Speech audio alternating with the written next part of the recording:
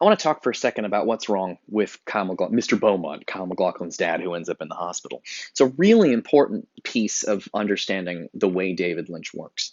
Um, there are Oh, the other thing I wanted to mention. So yeah, no, I'm on the same topic. This is right. So the to understand how David Lynch works, you have to understand most people will watch a movie about talking animals and they're fine with it. And if you're like, animals don't talk, they're like, yeah, I know, it's a cartoon, shut up. They don't expect it to be 100% realistic when they're watching a cartoon. But in a movie like this, when they see live actors in the movie, they expect the movie to be 100% realistic. They figure it's a world where they could go to and they expect it to operate like our world.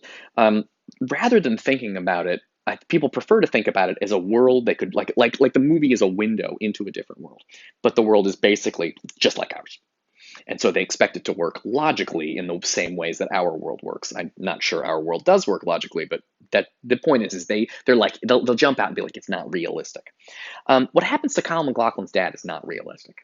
For starters, there's an odd metaphor thing where is he having a heart attack?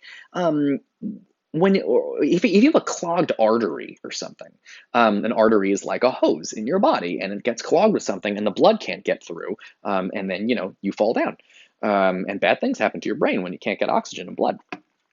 There's something like that in this movie where he gets the hose caught on something, and then immediately falls over. Is the hose a metaphor for what's going on in his? You guys took 201. Is the hose a metaphor for what's going on in his body? Is it like a symbol? And if it is a symbol, if I was standing, I mean, it's stupid to think this, but like if I was standing, if it's a symbol for me. It would be a weird coincidence if the split second your artery got clogged, the hose also got stuck and clogged, and water could. Your blood can't get where it's going, the water can't get where it's going. You'd be like, that's a crazy coincidence. But in a movie, it's not a coincidence because somebody designed it that way. David Lynch directed this movie, and he decided to show you the hose and then Kyle MacLachlan's dad falling down. And it suggests a link between the two, but it's not 100% realistic. It's like a symbol of what's going on in the movie. This keeps going to several aspects of the movie, so it's important to focus on this for a hot second, or you're going to miss what's going on in the film. What happened to Mr. Beaumont? That's a perfectly good question I get asked every semester. And the answer is David Lynch is not going to tell you. It's not something realistic that happened to him. Did he get bit by an insect? Did he have a stroke? What went wrong? Because he grabs the back of his neck, which is not real, more of a bug bite situation than anything else. And then he falls to the ground and he seems unconscious. When we see him in a hospital, he's got a massive neck brace on, like he's broken his neck. Seems unlikely that he broke his neck. Also, at the end of the movie, he seems fine. So it's obviously not a broken neck because it seems like it only takes, a handful of days for him to get all healed up. So what happened to Mr. Beaumont? There's not an answer. There's not a scientific answer. There's not like some students will watch this and be like, maybe this is a medical condition I don't know about. There isn't. It's just David. It's more symbolic. The idea is that Kyle MacLachlan's dad has fallen ill. It kind of doesn't matter what's happened to him. Although I want to point out, and this is going to come up again later, imagine a small child and their dad gets sick. A kid doesn't understand 100% what's happening. From a kid's perspective, because kids don't know medical names for diseases or how the inside of the body works or a stroke or they don't an aneurysm. They don't understand these things. Hell, I don't understand some of this stuff. So he but for a kid's perspective, what's the kid going to see when the dad gets sick? He's in pain. He falls down. He's in the hospital, surrounded by machines. It's all very scary, and the child doesn't fully understand. That's what David Lynch has presented you, the viewer, with. He's in pain, he's fallen down, he's surrounded by hospital machines, and you don't understand what's going on. He has put you in the position of a small child for whom the world is too big and too complicated to fully understand. That is something that is going to come back again and again and again. So at least one thing is worth thinking about is the movie isn't 100% realistic. It's like some parts of this movie are like the way a child would misunderstand situations. Daddy's in pain. Daddy fell down. Daddy's in the hospital. Daddy's got all these machines in him. I don't understand. It's frightening. And that's really the point. So it's a kind of almost like a parts of this movie are like a dream space where things are sort of symbolic of other things rather than being strictly realistic. Very crucial that you understand that to going into this movie. Okay, cool. Let's talk a little bit about acting for a hot second. Um, let's talk about Detective Williams. Detective Williams, when you first see the movie, Detective Williams appears to be the guy playing Detective Williams appears to be the worst actor in the world. He's terrible.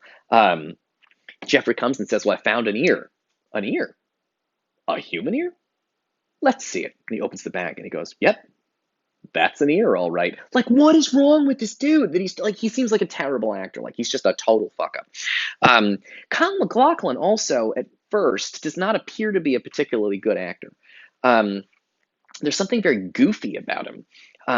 For starters, he uses words that I would associate with the 1950s. He says things like nifty and goofed up, and what's the other one he says? You're a neat girl, Sandy. Like, these are teenager slang from 1951, and it's really goofy that he talks like that. So he can also appear to be a bad actor. Laura Dern, who plays Sandy, also sometimes seems to be a bit of a bad actress. When she sees Isabel Rossellini totally naked, she has this horrified look on her face, like, she she seems terrible, but she's not. These are choices that David Lynch is making on purpose. He's not hiring. These are, by the way, great actors. I mean, I don't know about Detective Williams, but Laura Dern's an amazing actor, and Kyle MacLachlan's a great actor. But David Lynch does this for a reason. He does it for a very, very particular reason. The other, a lot of the performances in the movie are muted. They're not as realistic as you would expect. They're not as believable, and they're not as dynamic or strong or interesting as you would normally expect. Normally in a movie, you expect everybody to be doing their best. Here, David Lynch seems to have told several people in this movie not to do their best. Talk super slow. Use goofy words. Have weird expressions. Laura Dern's her horror. It's not realistic horror. It's like the kind of horror I associate with bad actors in soap operas. Like, she's like, why does he do that? I talked in 2001 about how the reason the end of 2001 is so crazy. I mean, obviously it's crazy on its own, but the reason it's so crazy is because you got used to the movie being really slow, and then when it sped up, it felt fast because you were used to going slow, right? When you travel at 20 miles an hour and then jump up to 60 for the last 30 minutes, it feels fast. But if you start driving at 60 and you stay at 60 the whole time, you're not going to feel like you're going. You're going to get used to it, and then you're going to get bored. And you're not going to feel like you're going fast. I don't know if you've ever done that thing where you ever drive at night, and you're just driving for hours and hours and hours, and you look down and you're like, oh shit, I'm going 95 miles an hour. Like, you don't even notice it. David Lynch has his actors, many of them in this movie, do sort of bad acting. Slow, wooden, stilted. Why? Because when Dennis Hopper is on screen as Frank, he has all of this energy. I'll fuck anything that moves. Like, every single time Frank is on screen, he's terrifying.